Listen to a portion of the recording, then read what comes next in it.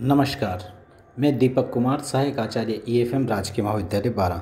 आज हम पढ़ेंगे आर्थिक नियोजन के दोष या उसकी सीमाएं। पिछले वीडियो में हमने पढ़ा था आर्थिक नियोजन के पक्ष में तर्क या उसके लाभ, और आज हम पढ़ेंगे इसकी हानियां। नियोजित अर्थव्यवस्था आर्थिक विकास, स्थायित्व व सामाजिक न्याय के लिए सर्वोत्तम व्यवस्था है मानी जाती है। फिर भी इसमें कुछ दोष हैं और इन दोषों के कारण पूंजीवाद के समर्थक आर्थिक नियोजन की कटु आलोचना करते हैं। इसी संदर्भ में प्रोफेसर हेयक ने अपनी प्रसिद्ध पुस्तक रोड टू सर्फेडोम में आर्थिक नियोजन को दासता का मार्ग कहा है, जिसमें व्यक्तिगत स्वतंत्रता का हनन होता है, अधिकारी तंत्र, लाल फीताशाही, भ्रष्टाचार व आर्थिक सत्ता का केंद्रीकरण होता है। मूल्य यंत्र के अभाव में साधनों का वितरण ठीक प्रकार से न होने से आर्थिक विकास का मार्ग अवरुद्ध हो जाता है। इस प्रकार नियोजित अर्थव्यवस्था के विपक्ष में निम्न तर्क दिए जा सकते हैं, या हम ये कह सकते हैं कि अर्थव्यवस्था के में नियोजन के निम्न दोष हो सकते हैं, जिनमें पहला दोष है वो है नियोजन में व्यक्तिगत स्वतंत्रता का हनन। नियोजित अर्थव्यवस्था में प्रमुख आर्थिक निर्णय केंद्रीय नियोजन सत्ता द्वारा लिए जाते हैं। इससे निजी व्यक्तियों के उपभोग, उत्पादन व व्यवसाय की सार्वभौमिकता समाप्त हो जाती है। इसी कारण प्रोफेसर हेयक ने आर्थिक नियोजन को दासता का मार्ग कहा है। यह आरोप भी पूर्णतः सत्य नहीं है, क्योंकि नियोजित अर्थव्यवस्था में उपभोक्ताओं की सार्वभौमिकता सामाजिक हित में नियंत्रित होती है। जैसे रूस जैसी साम्यवादी नियोजित अर्थव्यवस्था में भी लोगों को उपभोग व व्यवसाय की रुचियों को ध्यान में रखकर निर्णय लिए जाते थे, और प्रजातंत्रीय नियोजन में तो व्यक्तिगत स्वतंत्रता काफ़ी होती है। इसी के संदर्भ में श्रीमती बारबरा बूटन ने कहा है कि जहाँ तक स्वाधीनता का संबंध है, आर्थिक नियोजन का औचित्य यही है कि आर्थिक प्राथमिकताओं के सामूहिक एवं जानबूझकर लिए गए निर्णयों द्वारा हमारी निराशाएं कम होती है, स्वाधीनता बढ़ती है और जो हम करना चाहते हैं उनके लिए पर्याप्त अवसर भी बढ़ते हैं।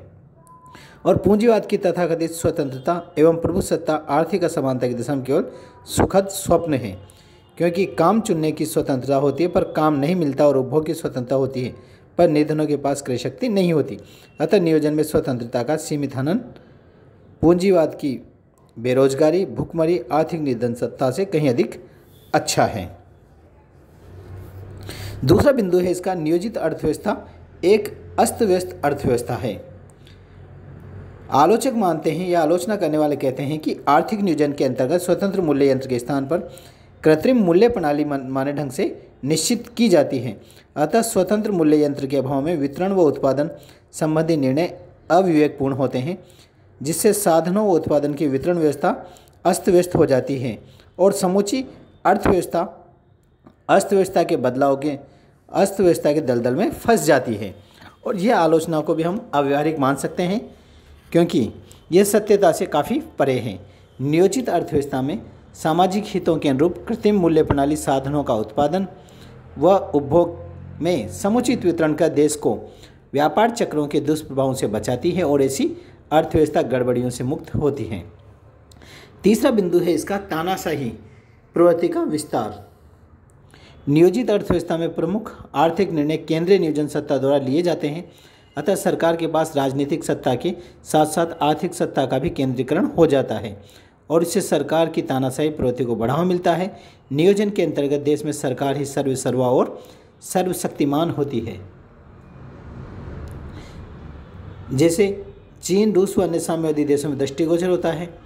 परंतु इस आरोप को भी प्रजातांत्रिक नियोजन प्रणाली में सही नहीं माना जाता, क्योंकि वहाँ नियोजन जनता द्वारा जनता के लिए और जनता की इच्छा अनुरूप होता है, अतः तानाशाही नहीं पनपती।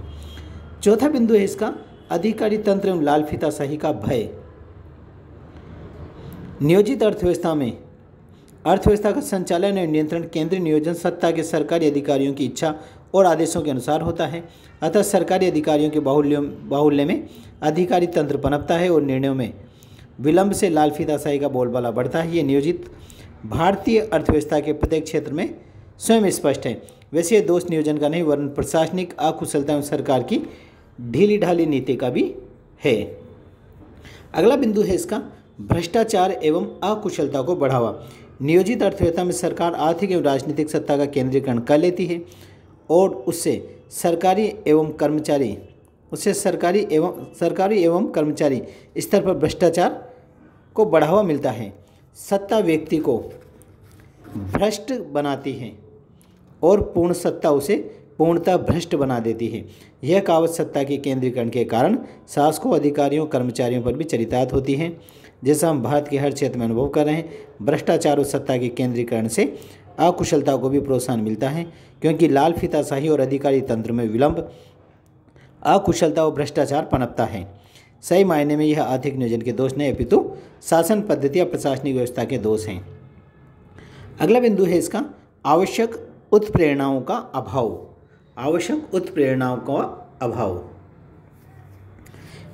पूंजीवादी अर्थव्यवस्था में निजी लाभ का जादू निजी साहस को प्रेरणा देता है, पर नियोजित अर्थव्यवस्था में निजी लाभ के तत्व का नितांत अभाव होने से वेतनभोगी सरकारी कर्मचारियों व श्रमिकों में नए साहस की प्रेरणा नहीं होते। परिणामस्वरूप नियोजित अर्थव्यवस्था में अधिक परिश्रम, साहसी भावना व आविष्कार की योग्यता में शनय शनय ह्रास होता है। और इसी कमी को दृष्टिगत रखते हुए आजकल नियोजित अर्थव्यवस्था में भी पारितोषिक, पदोन्नति और राष्ट्रीय सम्मान तथा अन्य मौद्रिक एवं अमौद्रिक उत्प्रेरणाओं के द्वारा श्रमिकों की कार्यक्षमता, योग्यता व साहसी भावना को बढ़ावा दिया जाता है। अगला बिंदु है इसका विशाल जनशक्ति का उत्पादन। विशाल जनशक्ति का उत्पादन में प्रत्यक्ष योग नहीं मिलता। प्रोफेसर लुइस के अनुसार योजना बनाने, उसका विस्तृत विवरण तैयार करने, योजनाओं को कार्यान्वित करने तथा उसके मूल्यांकन के लिए केंद्रीय नियोजन सत्ता को विशाल संख्या में विशेषज्ञों, अधिकारियों, कर्मचारियों व अन्य लोगों की आवश्यकता पड़ती है। कार्यकर्ताओं की विशाल संख्या प्रत्यक्ष रूप से उत्पादन में योगदान नहीं करती, अतः अर्थव्यवस्था में विशाल जनशक्ति का अपव्यय है, जबकि अनियोजित अर्थव्यवस्था में स्वतंत्र मूल्य प्रणाली समूची अर्थव्यवस्था को स्वयं संचालित बनाकर इस विशाल मानव शक्ति के अपव्यय को रोकती है। अब इसके ये तर्क भी भ्रमात्मक माने जाते हैं, क्योंकि नियोजन में संलग्न कार्यकर्ताओं की विशाल संख्या साधनों की दूरदर्शितापूर्ण विवेकशील उपयोग और वितरण से उस अपव्यय को बचा देती है जो पूंजीवादी स्वचालित अर्थव्यवस्था में व्यापार चक्रों, बेकारी, भूखमरी और साधनों के दुरुपयोग से उत्पन्न होती है। अगला बिंदु है इसका दीर्घकालीन नियोजन खतरनाक हो सकता है। आर्थिक नियोजन की प्रक्रिया में दीर्घकालीन योजनाओं में अल्पकालीन योजनाओं का समावेश कर विकास का मार्ग निश्चित किया जाता है, पर भविष्य में अनिश्चितताओं और तीव्र गति से बदलती परिस्थितियों के कारण उद्देश्यों व तरीकों में अंतर आ सकता है। अतः दीर्घकालीन नियोजन निरर्थक एवं हानिकारक हो सकता है। यह इस आलोचना को भी अर्थशास्त्रियों ने निरर्थक माना है, क्योंकि नियोजन में पर्याप्त लोचता व संशोधनों की व्यवस्था से इस खतरे से मुक्ति मिल जाती है। अगला बिंदु है अंतर्राष्ट्रीय संघर्ष की संभावना। अंतर्राष्ट्रीय संघर्ष की संभावना। प्रोफेसर रॉबिन्स के अनुसार विश्व के अनेक देशों द्वारा राष्ट्रीय नियोजन अपनाने से अंतर्राष्ट्रीय व्यापार में संकुचन, विदेशी विनिमय पर नियंत्रण, पूंजी तथा श्रम की गतिशीलता में बाधा तथा आर्थिक क्षेत्र में शक्ति से अंतर्राष्ट्रीय वैमनस्य एवं संघर्ष का जन्म होता है, जो किसी भी समय युद्ध की चिंगारी भड़काकर विश्व शांति एवं सुरक्षा को खतरा उत्पन्न कर सकता है। इस तर्क को भी अर्थशास्त्रियों ने निराधार माना है, क्योंकि अंतर्राष्ट्रीय संघर्ष आर्थिक नियोजन से नहीं अपितु उग्र राष्ट्रवाद से उत्पन्न होता है। यह अनियोजित अर्थव्यवस्था में भी संभव है। अगला बिंदु है राजनीतिक अस्थिरता का भय।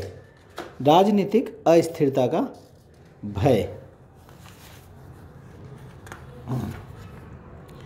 आर्थिक नियोजन प्रजातांत्रिक शासन व्यवस्था में राजनीतिक सत्ता के निर्धारित लक्ष्यों के अनुरूप होता है। निर्धारित लक्ष्यों के अनुरूप होता है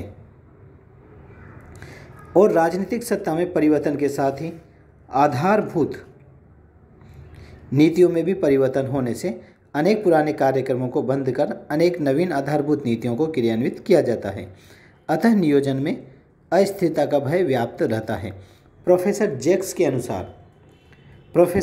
अनुसार राजनीतिक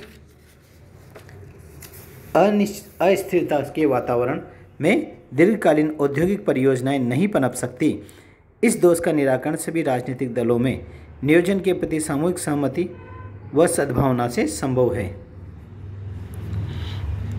अगला बिंदु है इसका संक्रमण काल में अर्थव्यवस्था अस्त व्यस्त व जनता में असंतोष। आर्थिक नियोजन कुछ मान्यताओं पर आधारित होता है, पर जब यह प्राकृतिक विपदा, युद्ध, अकाल बाढ़ या अंतर्राष्ट्रीय संकट के कारण नियोजन के लक्ष्य पूरे नहीं हो पाते, जबकि जन आकांक्षाएं बढ़ जाती है तो अर्थव्यवस्था अस्त व्यस्त हो जाती है।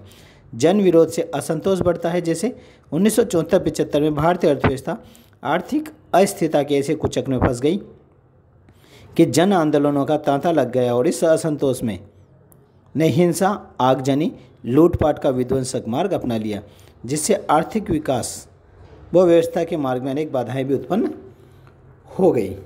अब हम देखेंगे आर्थिक नियोजन के पक्ष एवं विपक्ष में दिए गए बिंदुओं का सारांश।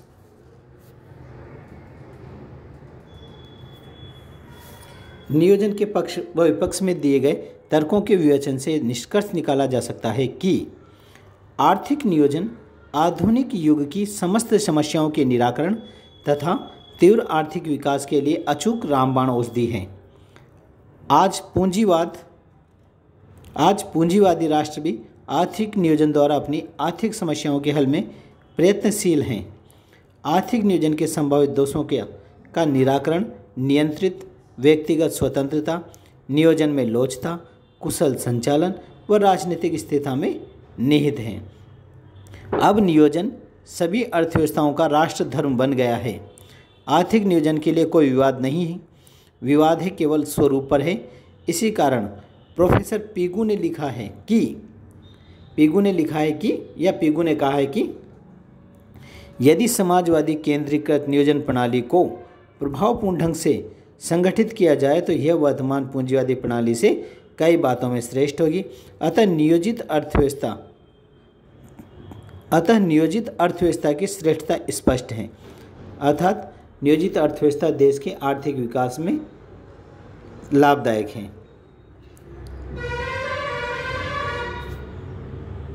धन्यवाद।